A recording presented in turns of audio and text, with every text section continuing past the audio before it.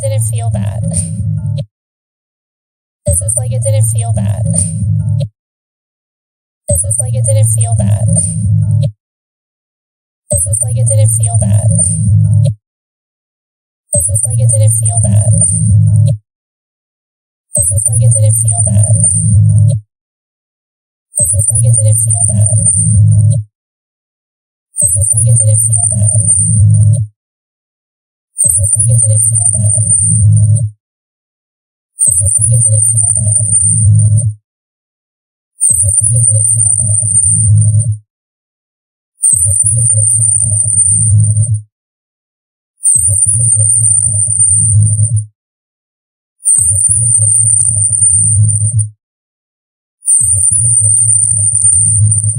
This is like it didn't feel bad. This is like it didn't feel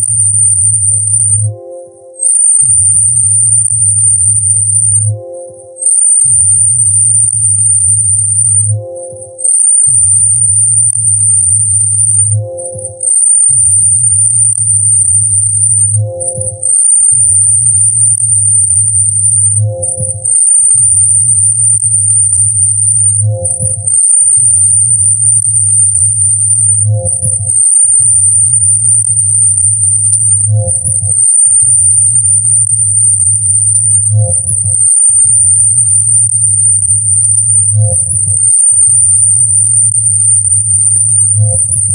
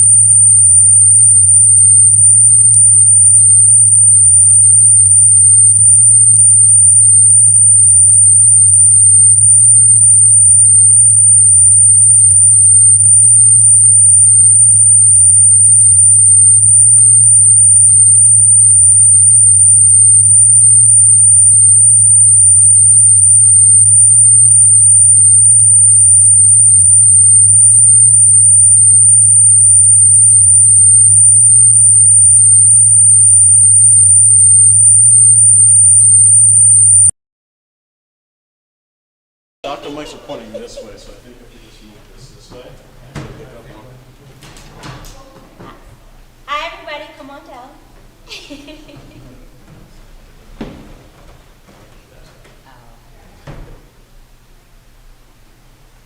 I'll do the test critter. Are you guys getting feedback?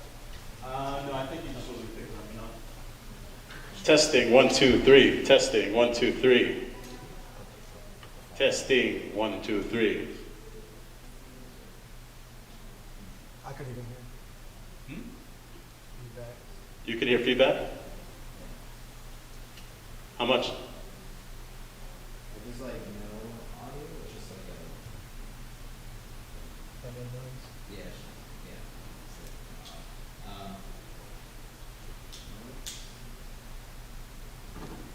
What, I mean, it's kind of a small space, so like, what if we just didn't use that, and we just did directly to the board, is that cool? I don't think so. Is it the shotgun mics and things doing it? So yeah, I'll give us 5 more minutes. Let me try to handle it, all right?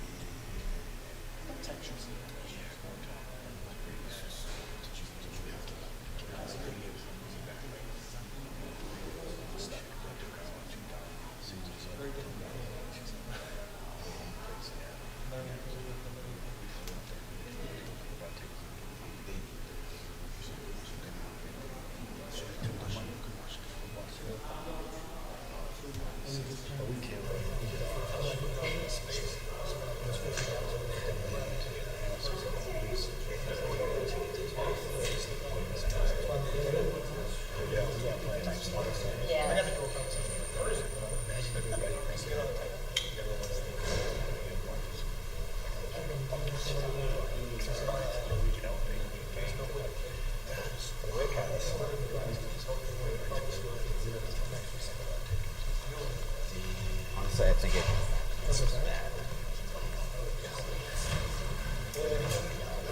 There you go. We got a little more of an audience now. So guys, thank you guys so much for joining us today. I'm Edwin Cabrera, your host and moderator for the panel. I represent Grindhouse Recordings. I also represent the Lynn Hip Hop Hall of Fame as the chairperson. I'm also a member of Envision Productions, who are in the house today recording some content. Shout out to Envision.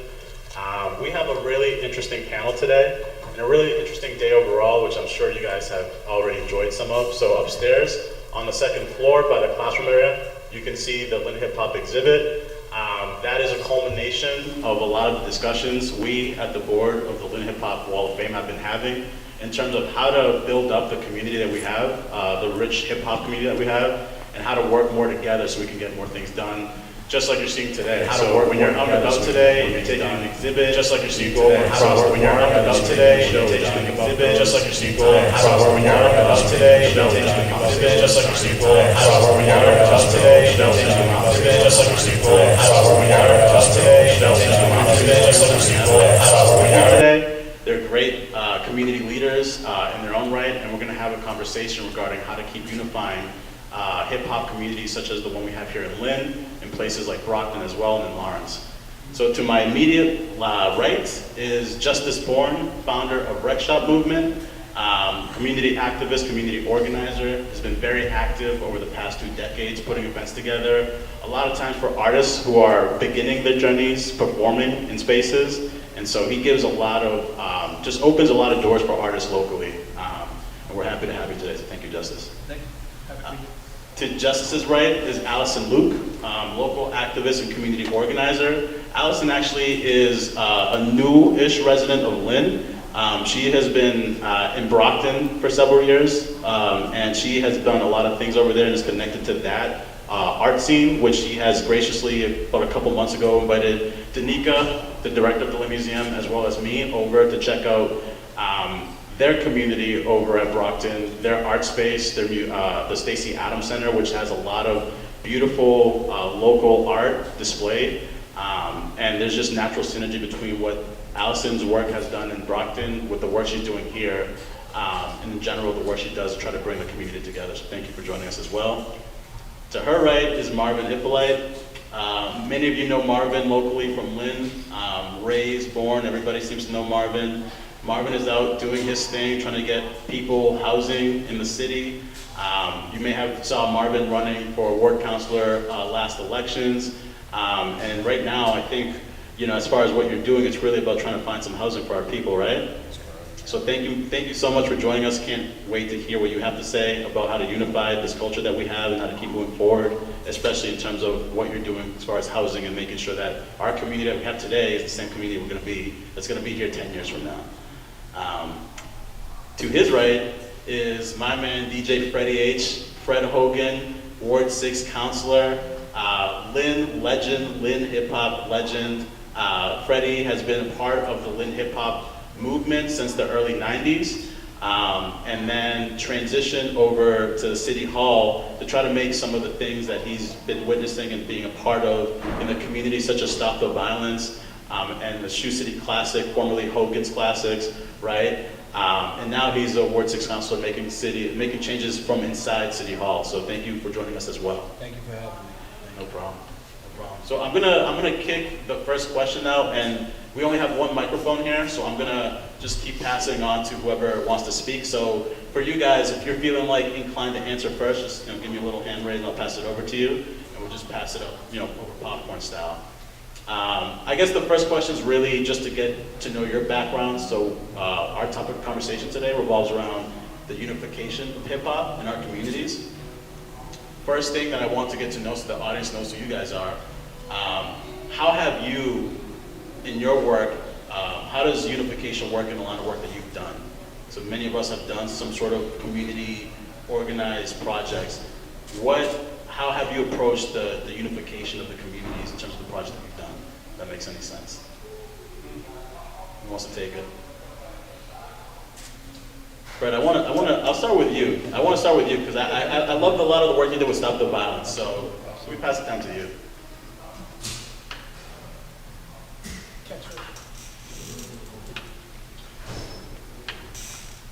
So for me, just growing up in Lynn as a young 15-year-old, 16-year-old kid, I tell everyone this here, it's a fact that music probably saved my life, because in the 90s in Lynn, there was a heavy gang culture, and a lot of people that I grew up with were not really doing the right things, and I was DJing Thursday, Friday, Saturday, and Sunday every week, so I was always putting myself in another place when something bad could have been happening somewhere else. But so as I got a little older in life, I just started doing positive things right away. At like 23 years old, I started doing more positive things in the community. And I tell Edwin all the time that like hip hop and music, it actually just really saved my life, and it brings many more people together. And then as I got older, I got into coaching. And then I got older, really older, like recently 5 years. I've been a city councilor in the city of Lynn. But about eight and a half years ago, one of our sports players committed a crime, and it was a murder, and it affected both families. And so not just the kid that we do, he had murdered someone else, and we said, this ain't right, man. So we had an emergency meeting, me and a couple of community leaders met at Dunkin' Donuts on Linway. And we started Stop the Violence Lynn. And we started because we knew that we're never going to stop the violence, but we're going to make an effort to make it so we can save a kid or we can save a person. And that was with the hip hop community, Stop the Violence, sports. They all go together in some way or another. You know what I mean? And I just thought that unification right there, and bringing a positive message to Lynn, and just trying to help people and help kids. And that's what I do to this day today. After being a city council, I wasn't giving up what I did before. I'm a community leader, and that's who I've been my whole life, and I'm not going to stop. But this hip-hop thing that's going on in Lynn right now, this is amazing, I'm telling you. I'm watching these guys move. I watch Justice, I watch Edwin, I watch Jay Moon, I watch all these guys. They're bringing everyone together, and I'm so excited to be here today, and I just want to thank you for everything you guys are doing. Who wants to take it? What's going on, guys? Just piggybacking off what Fred was saying about how music saved his life, definitely saved my life as well.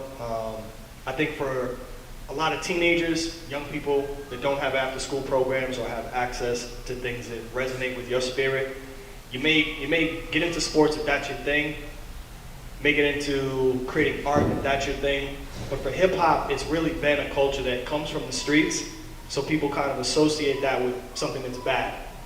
I've always seen the positive aspects of it.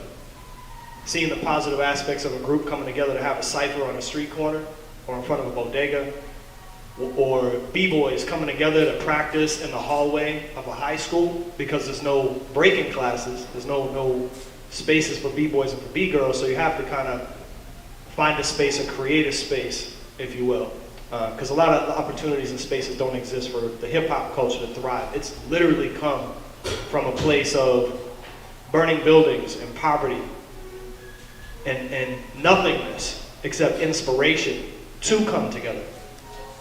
And a lot of people don't know, including myself as a child, I didn't know how big hip-hop was. As I got older, my mentors taught me that hip-hop had principles.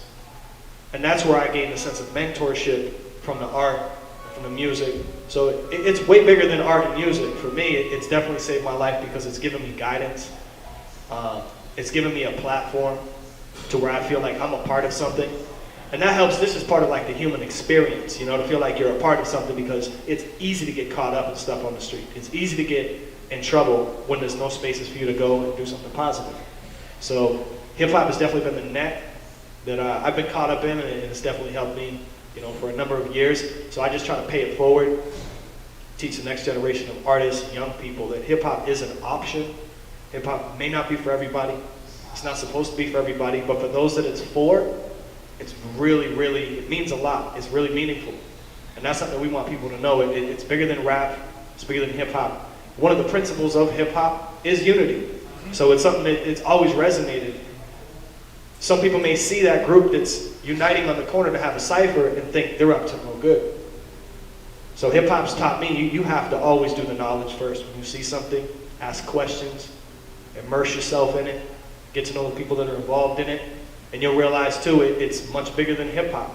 But hip hop is definitely the platform that we can jump off and do a lot of amazing things. That's my two. So I see this in 3 layers. One is the personal layer.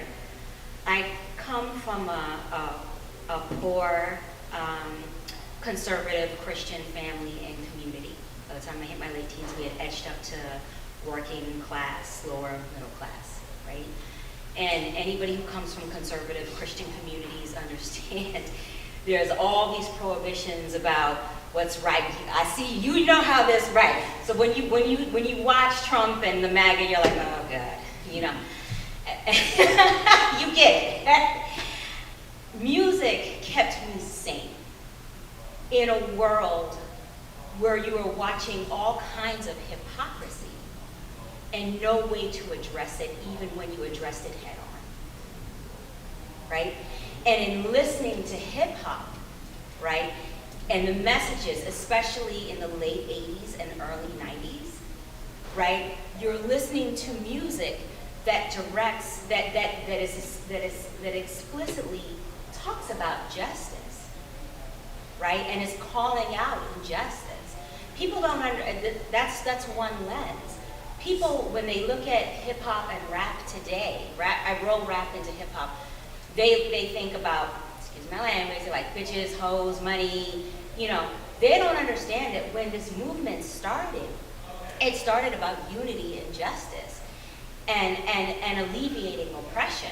And the pivot toward exploitation was essentially directed by Sony and major record labels for profit, to parrot stereotypes of minority communities and poor people in general, right?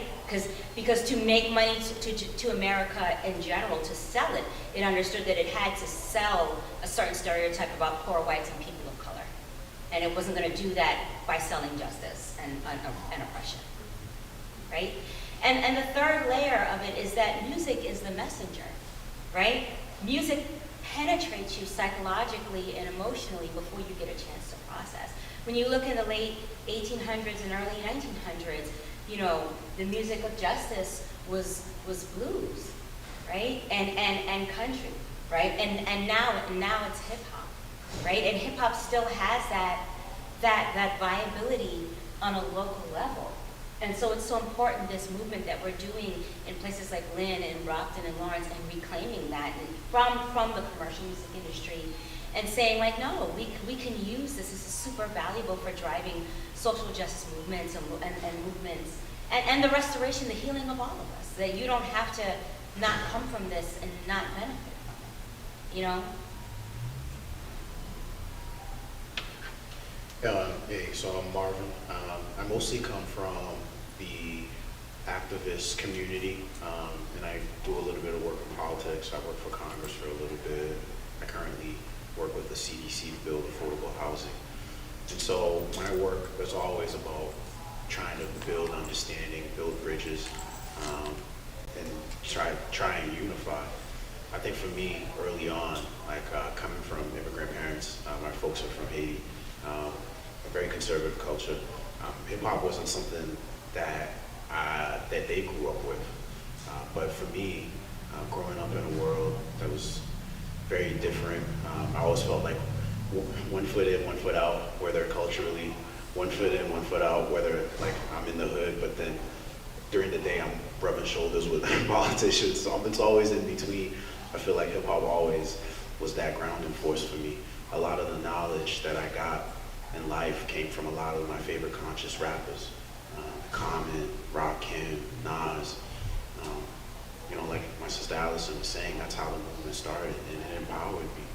And it empowered me to go into spaces where sometimes I'm the only black voice, and like I'm nervous, but you know, I have KRS-One in my ear telling me I'm a god. I'm like, damn, yeah, you're right. You know, you know. But it also really helped me build bridges, because one of the things that I, especially when I was working for the congressman, one of the things I always did to try and build like unity and like camaraderie among the people I was working with is like, hey, show me what you're listening to. You know, what's your playlist? Let's do a playlist together. You know, we share.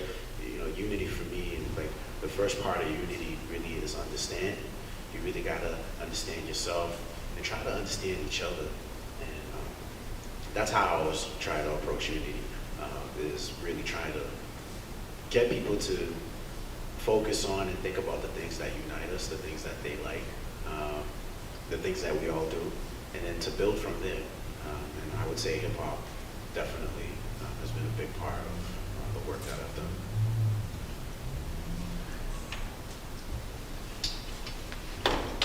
I want to add to that, and I want to move on to our next question, but what I wanted to add to that is essentially just the aspect of, from Krita, who was my partner for Grindhouse, and I, when we started Grindhouse Recordings, it was to really get to understand like the community itself, because we really, like I was always a fan of hip hop music, and just like how you guys talked about how it saved your life and saved mine, and I always wanted to give back to it somehow.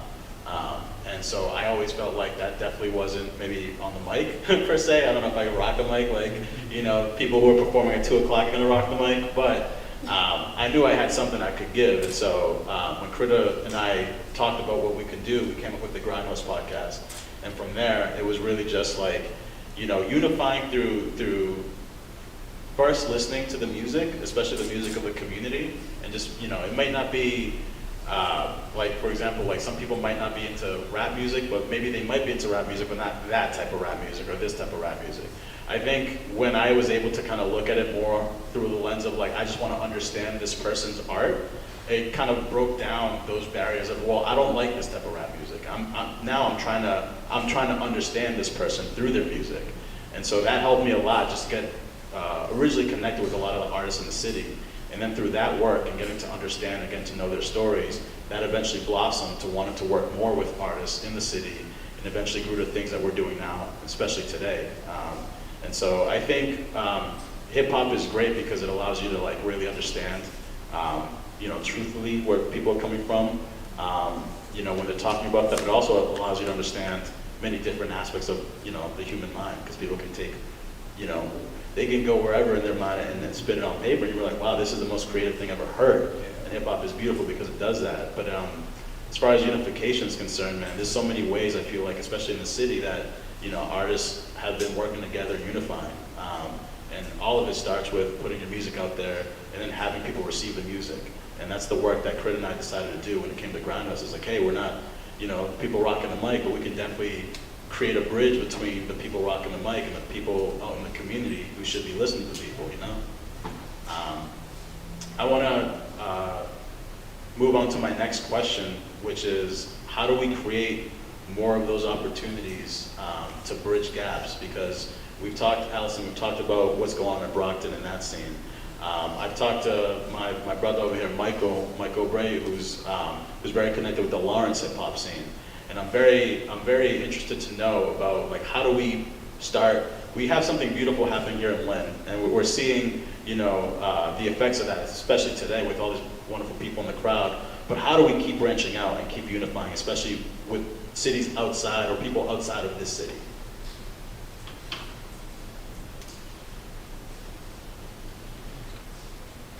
Anybody want to say it?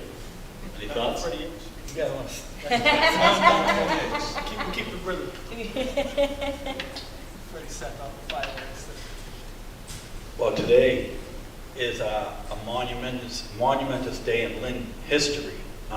Listen, I told everyone, I go back to the 80s and 90s hip hop, all right? But today, we're gonna have a show out there starting at 2 o'clock to 8 o'clock. You're gonna see many people on the same stage that been all over the place, that did things and grinded in the hip hop community for all these years. And the worst thing I always dislike is when people put down a hip hop artist for trying or keep trying and grinding. Because guess what? Like the basketball player that has hoop dreams. You can't put him down if that's what he wants to do. If he's a painter, he's gonna paint. If he's a hip hop artist, that's what he's gonna do. He's gonna make music. And today, I'm so excited to get out there. I got a wedding tonight at 5 o'clock. I do not want to leave, but so I'm excited to be here early. I got here like 11:30. I'm going to go out there and watch the artists perform. What's coming together today is just amazing for our city. And like I said, it's going to branch out to Brockton and Lawrence, and now it unifies it even more. So I think today's the start of everything. And like I said, when I first met Edwin, I knew the fire was in him. I knew his drive was there, and I latched on right away. I said, man, I will support you for whatever you need, because this is a great thing for Lynn and great thing for the whole area. And I just want to thank you again, my man. Thanks. You ready?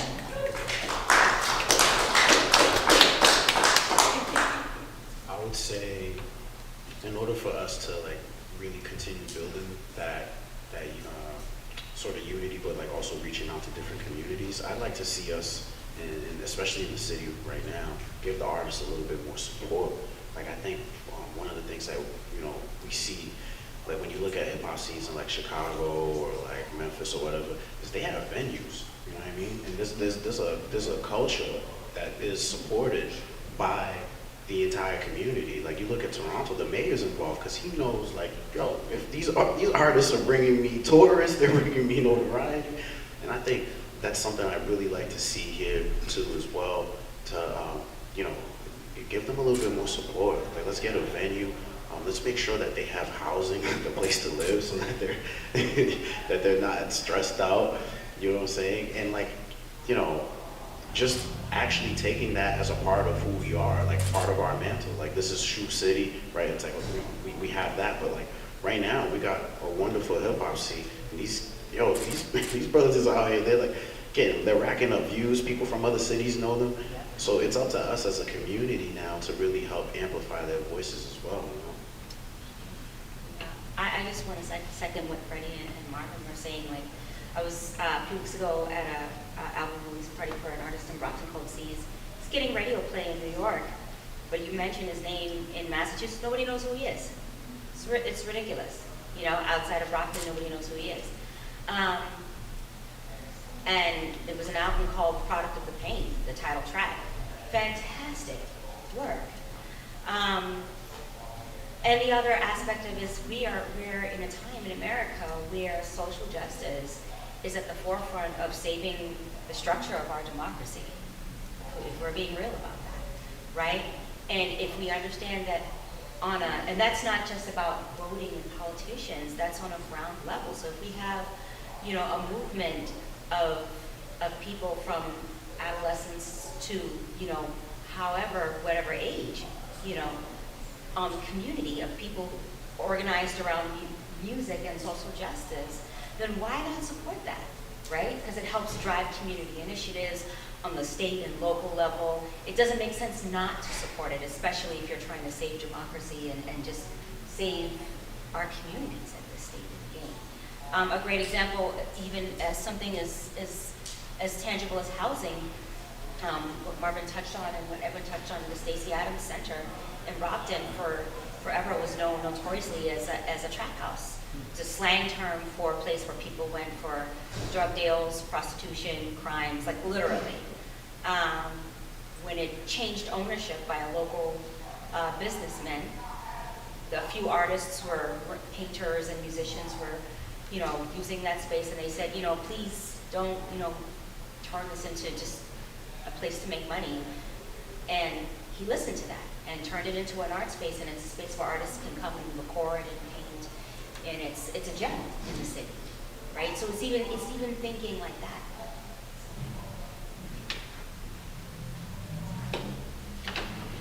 I just want to echo what the other panelists had mentioned. Space is definitely at the top of the list. That's one of the biggest ways to support artists, in particular hip-hop artists, if we're talking about supporting hip-hop. Because as I mentioned, the first question, hip-hop was born in the streets.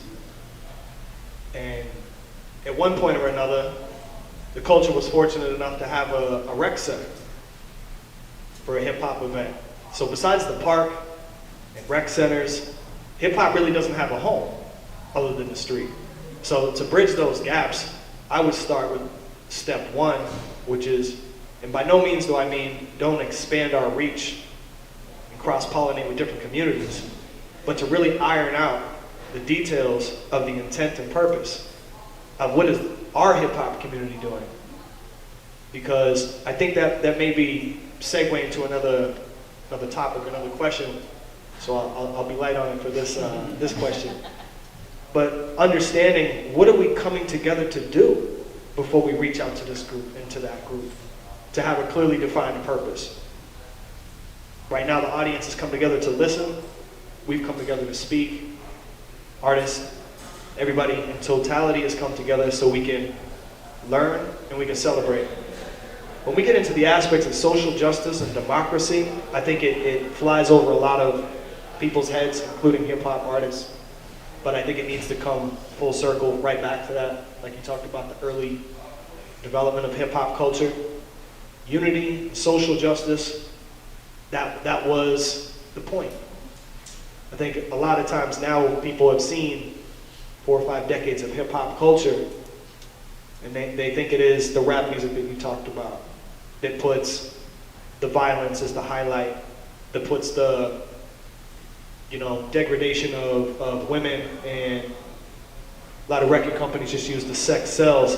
So unifying around that's one intent, that's one purpose. But we can get people on the same page about social justice and making sure people in the community have houses, making sure that people have equal rights and equal protections under the law. I think that's a message that the hip hop community drives home and can continue to drive home, at least with the audience that will listen, because we know it's not for everybody. But I think that that's the first thing we need to do is look at spaces and what are we coming together to do, to bridge those gaps between these communities for what? When we can answer those questions, I think it'll lead us to another phase in the development of this unification process. That's my two. Thank you. Just a question off of your comments, which are very, very right. Definitely we need the space, and we need to consider the other things that affect our communities also when we're thinking about unification. I guess my question now when it comes to all of what you just said is how do we organize? We're talking about unifying. How do we organize to do the things that you say that we need? And what are those things? So you talk about housing, you talk about having a space. Well, how do we unify and organize? Where should we begin in terms of trying to get those things?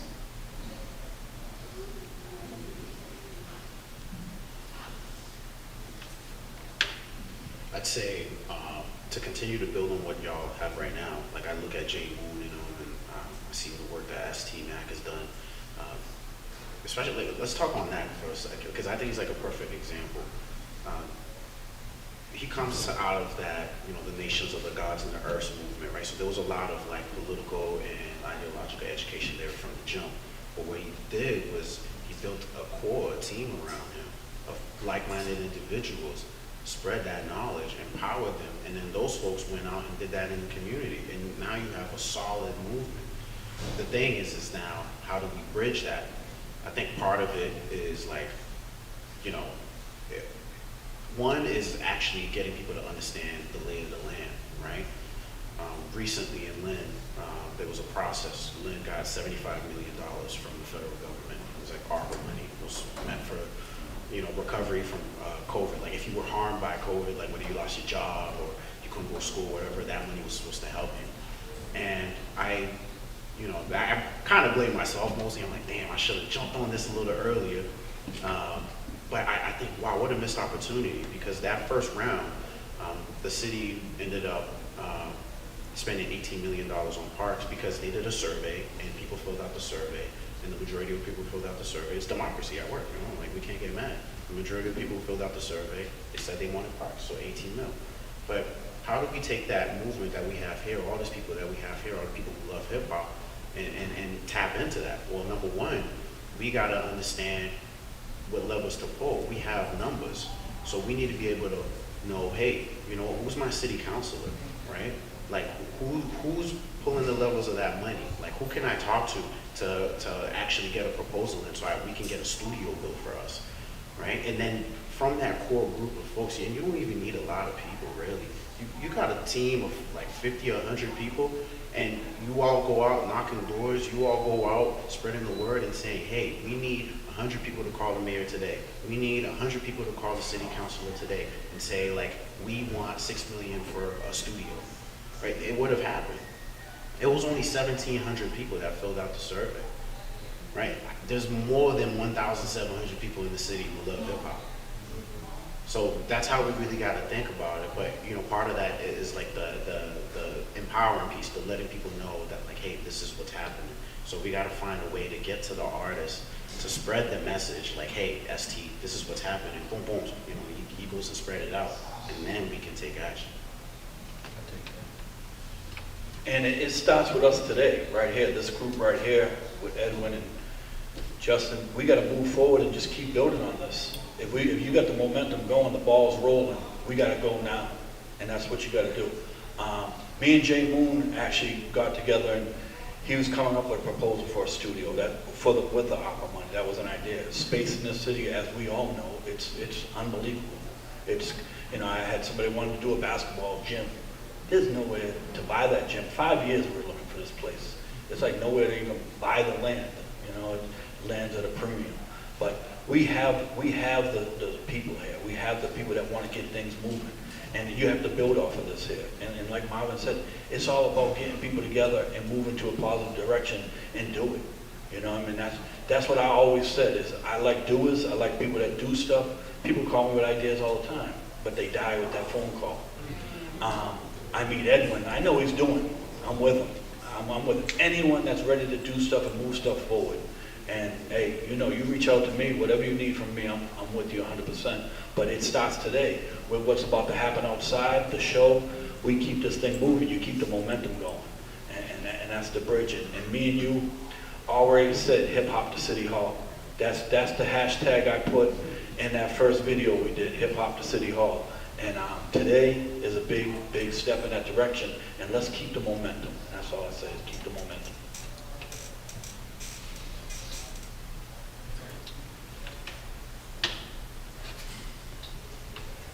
I agree with what Jay and Fred and Marvin both said, but particularly what Marvin mentioned about getting artists that already have influence, because that's really what hip hop has probably done to draw us into it. There's been some influence that inspired us to want to learn more about it. And I think once we can pull people into the hip hop orbit, if you will, for a hip hop purpose, then we can put them onto other things that affect them in the community they might not even know about. That's the biggest thing. I think a lot of times artists don't even know about the things that affect them. And then you have other artists who know it, they definitely know it, they're talking about it in their music. They're rapping about it, but it's falling on deaf ears, because the people who are the decision makers aren't listening to rap music maybe like that unless you're Freddie H. So you do have to have a bridge with somebody that understands the cultural nuances, that understands there's something different for everybody in this community. And hip hop is definitely for a lot of people, especially when we're allowed the spaces to show and prove. But getting people informed about the issues, I think, is one of them, and then inspiring them to do something else, whether it's calling the mayor, registering to vote. You know, I'm not sure if you were there, but I know there was a few other activists at City Hall one day. We were doing a cipher on City Hall steps.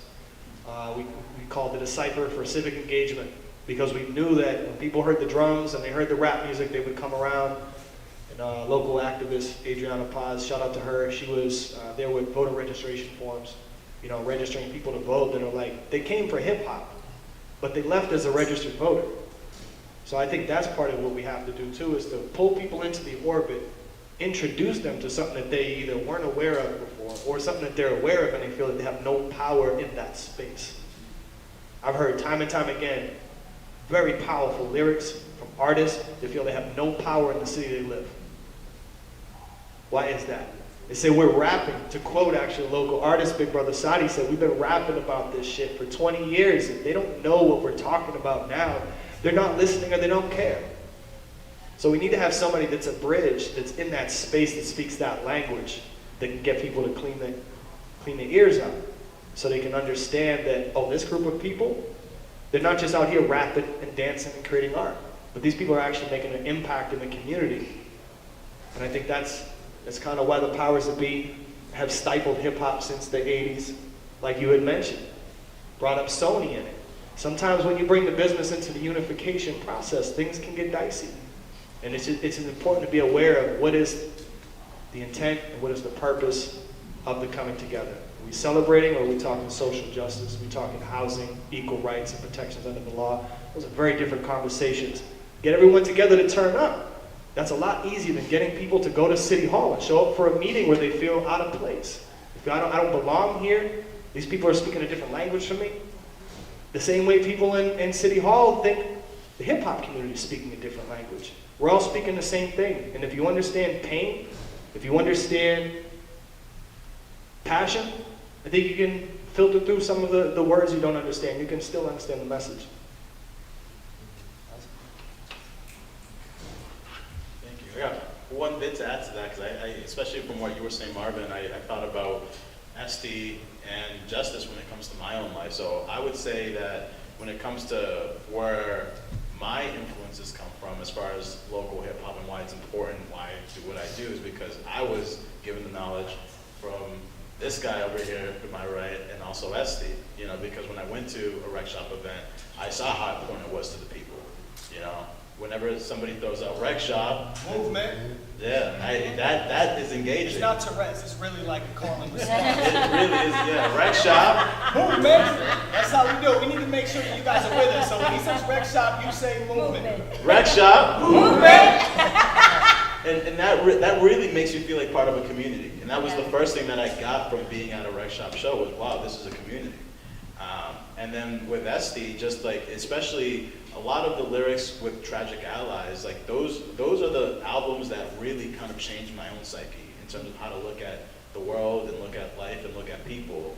And so when it comes to like, you know, me coming of age and doing what I'm doing now, a lot of that comes from my influences before. So I feel like hip hop is important, especially in the community, and having that connection, because that might be the person you're learning your knowledge from. That's, in my case, that's where it came from. And so I know it works because this is why we're here today, you know?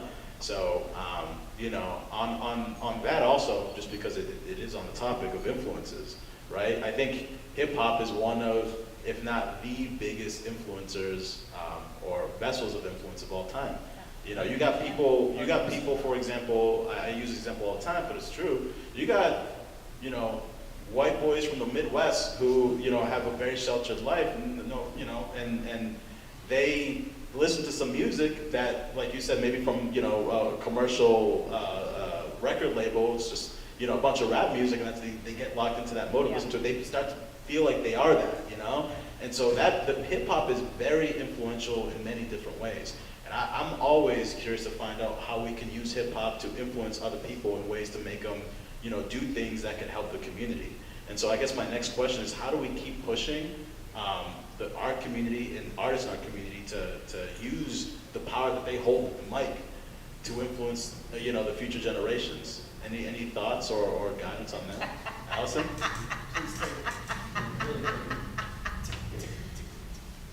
I mean, it's like with anything else.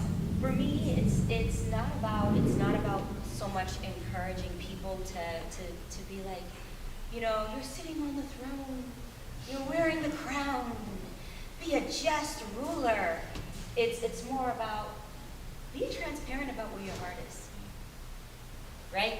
Anybody who's lived long enough to have a few relationships, friendships, co-worker relationships, family members, knows that at the end of the day, you can make deposits, but you can't, that at the end of the day, people have the right to choose their character. You can make deposits, you know, into that nourished character in one way or the other, but they have full control over who they want to be. So it's putting the question on the table to those artists, like, you have this influence, you're already on the throne in your sphere, in your local community. What kind of ruler do you want to be? Right? What is your legacy going to be? At the end of the day, are you going to be the person who worships themselves? Is that how you're going to be remembered? Because that's not a good look for you. It's going to feel great in the moment, you know? You know, it's going to feel amazing in the moment. But when that moment is over, people are going to be like, yeah, I don't know. You know what I mean? You know, and it's the same thing for the females. You know what I mean? I don't care for bad bitch culture. You know, it's groomed a lot of impenitent, mean women. You know, they're like, you know, don't talk to me. You know, okay, but like you're just a nasty female. You know, can we be honest about that? No, we can't. Okay. And so, That's another thing. yeah, that's another discussion. And it's putting it out there, like, you know, who do you want to be?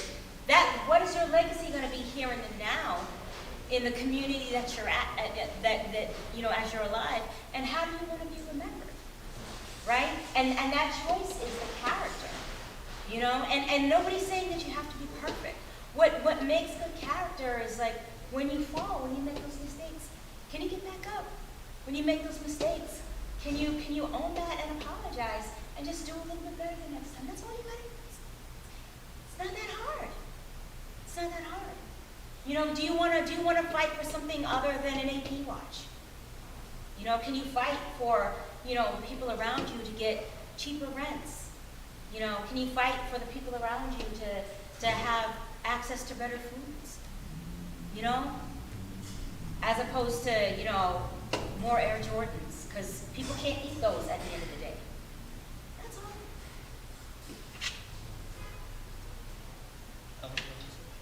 all. I think like one of the things when I think about this a lot, it's probably gonna sound weird, but I think about Cardi B.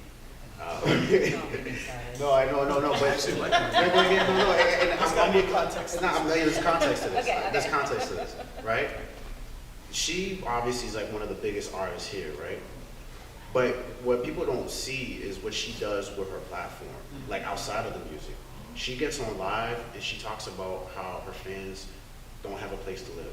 You know, she talks about violence. She talks about childcare, and she actually actively encourages her fan base to get active and vote and stuff like that. So when I approach artists, sometimes, like, because I feel them, it's like I never want to mix the politics with their art, because politics can be a dirty game. You know what I mean? And then then you're like pandering to people, and then you start to lose yourself. So I never want to be like, yo, get preachy on me, like, nah. But what I think a lot of activists and people in the community should be doing and thinking about is going to the hip hop artists and being like, hey, listen, brother, you got a voice, like, you're important. And then one of the things I always run into when I talk to artists, I tell them all the time, they're like, Marvin, they think I'm smart. I'm like, yo, dude, believe me, like, I am not smart, right? And these people in the city hall, I'm not trying to bash them, like, they're not as smart as you think they are. Everybody's faking it. Yeah. You know what I mean? And granted, they're not living the life that you're living. They don't have the experience that you have. So that's always something that, like, I'm always doing with artists, like, that I meet, especially in the city, is try to get them to understand that, like, you know more than you think you do, right? This is about how to make your life better and the life of your loved ones better. You know what to do. Just because they sit there and they wear a suit and they use some big words, that don't mean anything. Half of them are not even there for the right reasons. So, like, when I think about that, it's like actually, you know, part of it is like actually approaching the artists, actually approaching these people and being like, hey, listen, like, your voice matters. And then not necessarily beating them over the head with a book, but showing them, like, you know, I always have these statistics memorized in my mind, like, you know, like the city budget, right? Like, how much money came into the city? Millions and millions and millions of dollars that are not going to you because you're not speaking up. You know, you're not stepping into the role. You're not stepping into your true power, into your true self. So I think that's what I would say. The two things to, like, help move it forward is to help empower the artists and just the community and let them know that they're actually the ones that lead. Like, it's your voice, it's your money, it's your city. And then two is actually having that conversation, because I think hip hop gets such a bad rap that, you know, a lot of it has to be like, hey, changing the perspective, but actually going up to these artists and having a conversation. Yeah, to piggyback off on what Marvin's saying, you know, here it goes, hip hop to City Hall, DJ Freddie H, Fred Hogan sitting at a table with people like, you're like, wow, am I smart enough to be up here? You know, I always said that to myself, am I smart enough to be up here to represent the people in my neighborhood? Oh yeah, I'm smart enough, all right, because every single day at that table, I learned something else. And I said, this kid from LaGrange Terrace, who at 15 and 16 was making pause mixtapes until he got his first turntables, is now representing his whole neighborhood that he grew up in. And I tell people, I say, you know, I'm gonna fall with you guys, or we're gonna build together. Because I walk the streets that I grew up in, and the people that voted for me are the people that are in my neighborhood. I'm the kid who lives on LaGrange Terrace off of Shepherd Street, and people go, oh, you live down there? I'm like, I live down where? Like, what do you mean? This is my home, this is my neighborhood, this is who I am, this is where I'm from. And hip hop to City Hall, every day that little kid from Ward 6 gets smarter and he does something better for his neighborhood. And right now up here on this panel, I know this is what I was meant to be, music, community, fellowship, and you know, we're just gonna just keep making things work, and my education gets better every day, and I'm proud to be up here with you guys, and I'm proud to be here today talking about hip hop, because like we said, hip hop is everything to a lot of people in this world, especially in this city. There you go.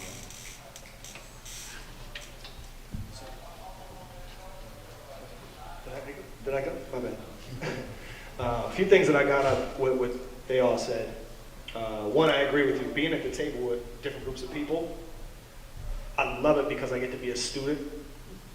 After a number of years, anybody who's had experience being a leader in some shape or form, you have to be a student. You have to immerse yourself in things you're uncomfortable with, and things that you're unfamiliar with, to be able to help lead whoever or whatever you're trying to direct. But what comes to mind about what you said about Cardi B was the platform is power. In case you didn't get that, the platform is power.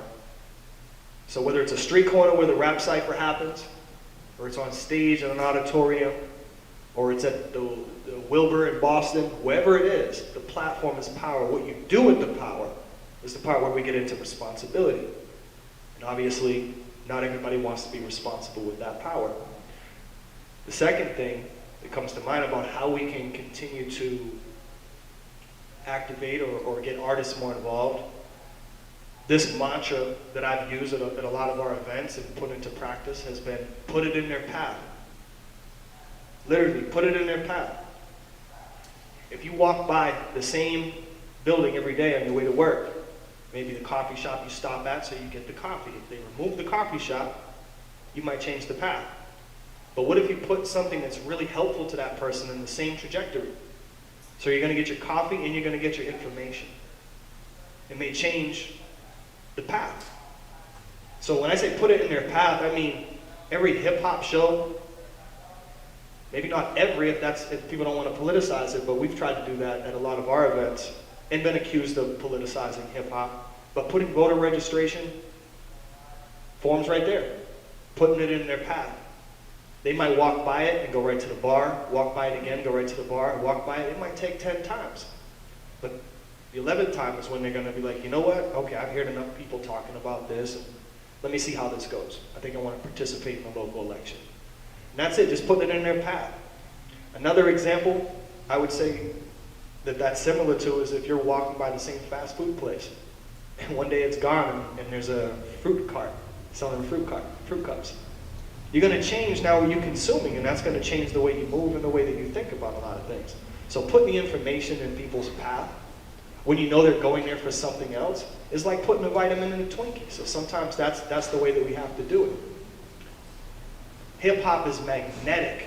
What we put in their minds when they come into that orbit, that's up to each promoter, each podcaster, each artist. What do you want them to do? To celebrate you, the individual? Or are we coming together to celebrate the culture and celebrate a particular cause or a win? Maybe like a milestone. The fact that there's even a hashtag now, hip hop to City Hall, is like, that's got to be some sort of milestone. Because hip hop has been very anti-system. Yes. And we can't gloss over that because it's for the people. And we have our own politics. And I think that bringing the hip hop community together, who, let's be honest, a lot of people in our community don't vote. But we're buying albums online, we're buying art, we're paying to go out to shows, we're spending money at the bar. So we just need to put something in their path that's going to make those decisions more for the people, for the right cause.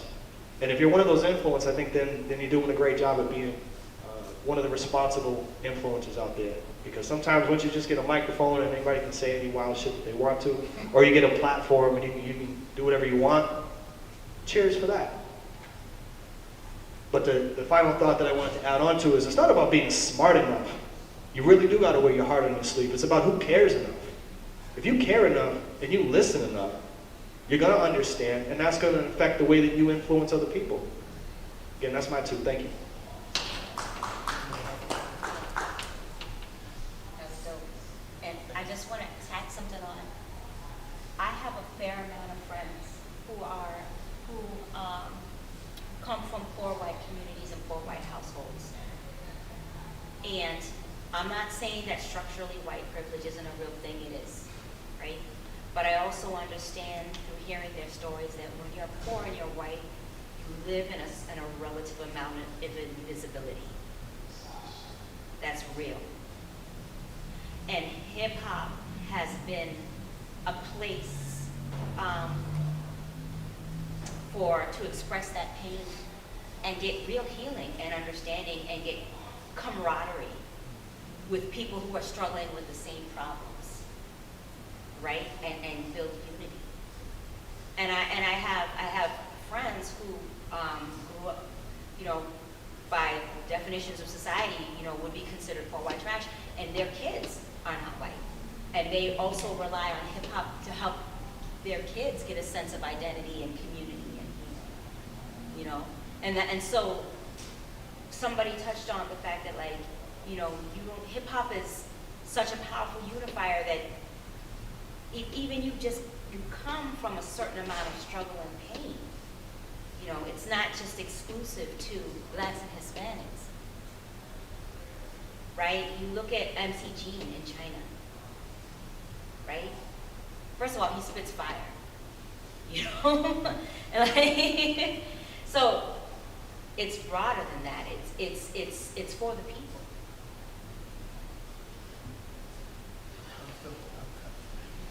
So I'm curious then, because we talked about how, you know, sometimes when it comes to hip hop, the politics can be a little dicey because some of us, maybe we just don't have any faith in the system, and that's where it lies. Or maybe we're just not organized enough or unified enough to really push through the changes that we want to make. I'm curious, what do you guys think about, you know, like a hip hop political party or something that creates a little bit more unification within the culture itself? What do you guys think about something like that? And if there was a party that existed, what policies would you put in place if you ran under the hip hop political party, if there was one? Are you for president? You want to take it? Yeah. Give it the mob.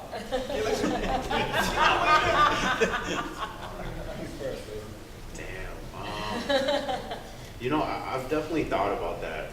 I don't know if you remember that guy, the rent too damn high guy. Yes. You know, It was like Jimmy something. Jimmy something. It was his brother. He was running for, I believe, New York City mayor or governor. And he was in a debate with Cuomo, and he was like, the rent too damn high. and his party is the rent too damn high party. And like people laughed, right? That was literally the Yeah, name. it is. It's literally the name, the rent too damn high party. And people laughed, and like, you know, he was kind of a jokester. But guess what? He had Cuomo and other people quoting his line, quoting his message, putting it out there to millions of New Yorkers. And it was a rallying cry, right? So I think about that. Like, you know, I'd be interested to see something like that locally at first. And if I did have like platforms that I would like, you know, support as this political part, I would definitely, I would say, obviously housing number one, sponsoring the arts, like number two, you know, like the basic stuff, like the healthcare, you know what I'm saying, like the free or cheap or affordable education, so that people can have something to fall back on. You know, whether that's like supporting them with like, you know, going into the trades or getting some sort of certificate or whatever. Definitely food justice, because that's big. You know what I'm saying? So I think those things is what I would support. And if there was a movement like that locally, I actually think it would succeed. Because I keep looking at the numbers of like, you can just look at the election numbers in the city. Like, councilor at large, right? They're winning it at like maybe like 5,000 people, 6,000 people voting for them. Yeah. But like you got a city of about 100,000, and there's 56,000 people who are registered. But you're winning an election of like 5,000 people. So I'm like, damn, if it was a hip hop political party and we had 10,000 active people, which I think we do, you could conceivably make that happen. You could make a lot of noise. you could even probably control who the mayor is. Like it really is in our hands, but you know, it takes a little bit of work to get there.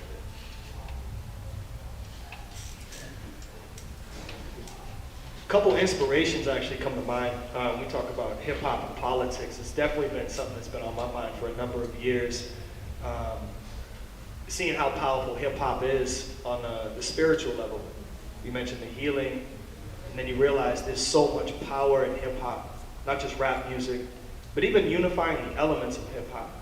People tend to draw more towards rap music when they think of hip hop culture, but there's dance, there's art, there's beatboxing. Knowledge even being an element of hip hop. So I think it's got to really start with knowledge before any of the flashy craft work that comes with the elements of hip hop. The knowledge of, like you said, this is the city's budget, this is your rights. But then we know hip hop kind of already hit that wall, especially when you have influencers like rappers who can talk that talk. Public Enemy being a clear example of that. But then you have other people that unite under the business banner, and there's just different goals. There's different intentions, different purpose there. You know, sell records and play on stereotypes and feed people what they're buying into, even if it's garbage. So I think that it has to start with knowledge, letting people know about rights they maybe didn't even know about before, letting them know the information that they should have access to, the city's budget, of course. Because there's whether it's a lot of money or a little money, you can't run a household if you don't know what your budget is to run your household. How can you know what power you have if you don't know what's in the bank for the city? You don't know how much we're in the hole, when we're ahead, when we're behind. Information is going to affect our decision making. So of course, starting with the knowledge, I think is most important. Also, one of the inspirations that comes to mind is Ross Baraka. He's mayor of Newark, I believe. So another member of Leaders of the Underground, Lords of the Underground, excuse me, is also a leader, a political leader. I think Scarface even ran for city council. Good friend of mine, Vance Levy from Washington, D.C., known in his community as the hip-hop mayor of D.C. He was one of the minds behind the design of a national campaign. The year that Barack Obama won, because there was a hip-hop party. There was a national hip-hop party. And a lot of people in the hip-hop community don't even know about it. Because it's about the momentum. And then what happens sometimes with momentum is it can get usurped. It can be hijacked by another party. When you see the momentum going of multiple groups, then the unification can change and can start to become competitive. And that's the part where it gets dicey. You have to always come back to principle, purpose. What are we doing here? What's the intention? Why do we take that first step? And where are we going once we land on the destination that we intended? Then is there some sort of afterthought? Is there an after plan for that? I think locally, the hip hop community can always rally people together to register voters. I believe in that wholeheartedly. They can definitely choose who the next mayor is, but I think that it would be most important, it should even be a priority in my opinion, just speaking for myself, is that the hip hop community needs to have more conversations like what we're having today, whether it's a panel discussion or conversations at the studio, but actual conversations, not just on the fly, but to really talk about these issues, housing being one of them. We know so many artists that know it's tough to afford rent. They just don't know how to do anything about it, except let me sell more music, get paid for more shows so I can afford it. And then it comes back. Hip-hop, the unity now kind of dissolves and becomes an I thing. How can I position myself to advance? When sometimes, for unity to remain solidified, the glue has to be a remembrance of that solidarity. Remember why we do this? You advance can throw everything off. Sometimes you got to sacrifice and pull back a little bit to make sure everybody's advancing together. And that's a real hard one to do in hip hop.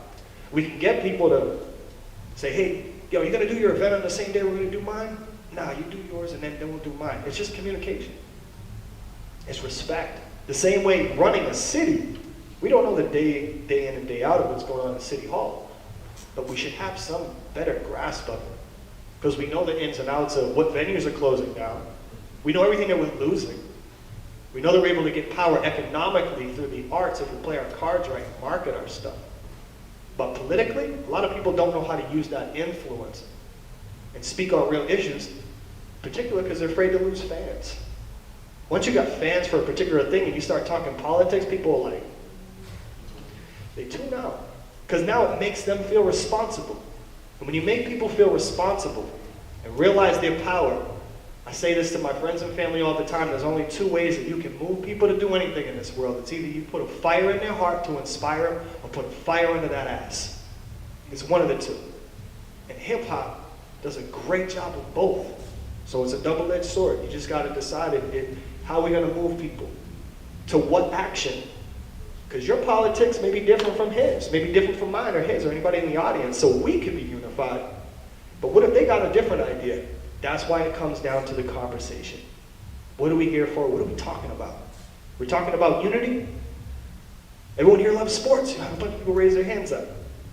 But let's go up to Parkland Ave, part of Lynn, and go, can we do a festival up there? Probably not. Because the community there hasn't had a conversation with us to know if this is value to them, if this is good for them. It's to keep that downtown. Keep that away from me. So the politics are different. We have to decide if we're going to come together, what do we want? And maybe Marvin and Fred have an experience of organizing communities. And those who have experience organizing people to come to shows, that's where we come together at the table and we continue to discuss how do we organize people for one thing. Because we can get us together to celebrate. But now when we get people together to take responsibility and reclaiming their community and the power that they have, tell me that's not going to inspire the artists around them. They don't even have to lift a finger. They can say something that's going to make people inspired to act. And I think that's what we got to do, find ways to have the conversation. No, we're not going to reach everybody, but who can we reach? Those are going to be the fire starters to put that fire in people's heart or under their people's asses. You see what we're doing out here? Just register to vote. That's putting a little flame to the butt. You know, but when you tell somebody, do you know how much power you have or you could have? That may inspire them. So it's one of those two, I think. Thank you. Just one thought on that, which is on the politicians and the artists themselves, is I think, especially within our community, and especially when it comes to unifying people in our hip-hop community here in Lynn, but also many other places, I think you need both. Because I think that in order to be able to reach the audience that the politician may not be able to reach, you need the artists who are able to reach them where the politician can't. And so I feel like you need one and the other. And that's usually, it's tough because obviously there's a lot of distrust between, you know, the politics, you know, and the creatives, you know, but I think that's one of those things that in terms of bridging the gap and trying to get a little bit more of a foothold in terms of unification and moving as a unit and organize, I think that it does involve both the artist who has a connection to the community, somebody like Estinak we talked about, and politicians, you know, like Fred and like you, Marvin, who are in you know, doing the things that need to be done in City Hall, and then the connection to the community with these artists. So just wanted to say my two pieces there. I'm gonna make this the last question for the day so we can go outside and enjoy the beautiful music that's outside playing right now. I wanna talk about the short term, what we can do in the next, I would say 6 months to a year, to next week even. What can we do in the short term to work for more unification within our community? Free donuts. Well, the short term is build off of what we have today, and we just make another date, we get together, you already have people together, you already have groups together, we just keep building off that and just move forward and come up with other ideas, try to bridge that gap and try to make it tighter. Today, you know, it's closer, we're out there together, we're blocking off a street, the artists are out there already, and this is the start of everything, but you can't just let it drop today. It's got to keep going. It's that word I used when I first got to be an action. Can't be about talking now. It's got to be about action. That means moving stuff forward. If you can stay stuck in the mud, you're going to stay stuck in the mud. But let's move it forward. And believe me, I know you're the guy that gets moving to the next level. So let's just keep moving. What does Soda Soul say? Keep on moving. thought you were singing with me. That one's a little before me. I got him. I knew it. I'm a 90s baby. So, yeah, no, just to touch, yeah, what Freddie said is exactly it, is that consistency, getting people together. Just to touch on what Justice was saying earlier too, is like those conversations are key. So getting people together, like for me personally, the way I like to organize is, hey, let's break bread, let's get some food together, let's get some music together. Whoever, bring whatever you want to bring, let's sit down, let's vibe, let's talk. I like to do it over a campfire myself. But like more of those and more consistent all across the city until you keep having those conversations, and then something will come out of that. But look at what's been accomplished today and what's been accomplished over the past few years with the amount of work that these artists have put out. And then I would also put into your ear, you specifically, if you do have a 501c3, there's $24 million left from the city. There's phase 2 funding. You just got to put in a proposal. I'm still trying to see if we could get some sort of music studio or some sort of money put towards a venue. And obviously Allison and I are working on housing, but next 6 months. That's actually something we're working on. Hey, my God. Just parroting off what gentlemen have said, like consistency. We can get, it doesn't even if it's just, a conference room somewhere downtown, put some flyers up and just give anybody, just off the street, whatever, just continue this conversation, get artists together. I'm totally down with the hip hop political party. Like across the state, I'm like, let's do this. Let's do it. Like, I think I'm playing. I'm not. I'm like, let's advance these issues. In Brockton, there's an initiative right now just to get community fridges because people don't have refrigeration in their homes. In Massachusetts, one of the wealthiest states in America, and people can't afford refrigeration. This is ridiculous. So like, and one of the things that we have to remember as liberals and independents in this state is that change requires inconvenience. We live in a modern world that has bent us toward convenience. So we don't mind being on a soapbox, but what if we have to give up a few weeknights or weekends on a consistent basis for 6 months? It's like, I can't do that. But we'll give up time to be at the nail salon, or you know what I mean? Like, come on. Change requires inconvenience. You can't point the finger at Trump and not want to give up some time. Because at the end of the day, Trump and the MAGA crew understand to advance their agenda, they have to be inconvenienced. And they're okay with that. So what are we doing?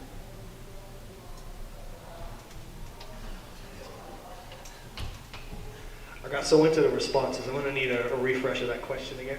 Within short-term wise, next year, what do we do to further unification? Sometimes I've been accused of being overly direct, so I can just get right to being transparent. I like to bullet point the things that I want and be direct. Like, this is what I want. This is my politics. As much as I agree with affordable housing, I want to see more people from our community own their houses and make it their home. I'd like to see that more. And in order to get that, we have to remove some barriers, financial barriers. So whether that's coming from grant money from the city or from other avenues, I don't know the answer to that. And that would probably involve sitting down with people who have more insight in that. But I definitely want to see that. I don't think anybody should really have to be stuck thinking that they're going to be a renter forever, right? Or at least if renting is the option because maybe they just want to stay for a while somewhere and they don't want to make their forever home somewhere, I'd like to be able to see. I don't know if politics is the way for this, or it is. But in my naivety, I would say that people paying rent, especially on time, should help build their credit. So then people can have the option to buy a home sooner than be stuck in the cycle of affordable rent. Affordable for what? A few years? When the cost of living goes up, so don't rent. So it's that same cycle. We can have it affordable today, and who gets access? Neighboring towns?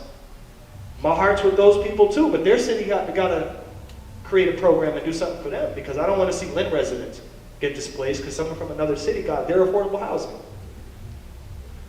My politics would like to see a basic income, and I won't say universal basic because I'm not speaking for everyone in the universe, but I would say a basic income program for right here in Lynn. The mayor's already aware of it. It's been proposed to the candidates for mayor. So I'd like to see the hip hop community unite or unify around a basic income program that gives restriction-free access to a stipend each month to residents in Lynn that are below the poverty line. We don't need somebody from, the better off affluent sections of Lynn having access to that, but we need to identify who needs the help. Our city officials should be the mechanism to help get those funding and then allocate it for the people. It may sound simple, but like Fred said, it requires action. And when you talk about giving away free money, that's what people think it does. But I would just ask people to take a look at the city of Stockton, California, and how Mayor Tubbs implemented a basic income program, and it's spread throughout the country. It's called Mayors for Basic Income. And I did ask the Lynn mayor if he would become part of that initiative, because that's important to me. We keep talking about art comes in, so does development. Now people are displaced. We see that's the pattern. We see that's the rhythm. Big murals, rents go up, prices on everything goes up. And the people that have been part of this community and part of the DNA of the culture here, they're looking for places to live in Revere, Peabody, and other places. So I would say basic income, let that be a bullet point. I don't need it, but I definitely want to see it implemented for those in the city who do need it to help combat the rising rent costs. One of the other ones, absolutely support for the artists. You mentioned the ARPA funds. I think I might have been the only person to mention at City Hall. I don't know where it's going to come from, but funding for the artists, community events and festivals, because there's really not enough money through the Cultural Council for festivals. Art projects maybe so, but I don't think people realize how much it costs to run events. And they should know, anybody in the city should know, this is how much money is available for events, and have an application process. So my politics are pretty simple. Process over personality. I don't care who's in office. I didn't like the other guy either, and I won't even say his name, but it's not about the personalities that's in there, it's about the policy. And how does that affect the people? Because I can sit at the table and work with someone that I don't vibe with, but we're working on the same policy that's going to affect the people that we care about. It's that simple. That's my two. Thank you. Thank you guys. I want to thank you guys again for joining us for today's panel. I want to do much more of this. Culture Talks, if you guys didn't know, is a rec shop endeavor. So there's a lot of these conversations that Justice holds often with the Culture Talks crew regarding things within the hip hop community that we should know about, talk about, and hopefully gain knowledge, share knowledge about. So thank you again to Justice Bourne. Thank you, Allison Luke. Thank you, Marvin Hippolyte, and thank you, Fred Hogan, for being a part of today's panel. Thank you guys for sticking around.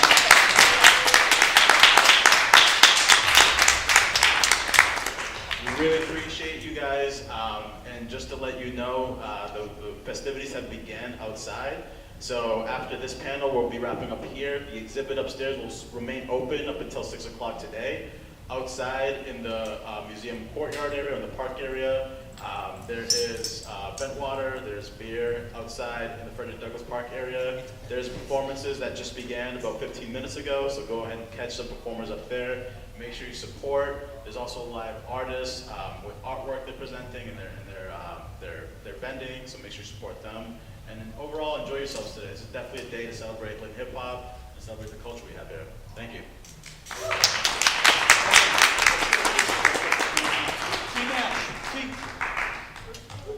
Take a photo for us, please. I know you're working two hands now. Yeah, I know it. Girl, I'll put my style on this. Still recording?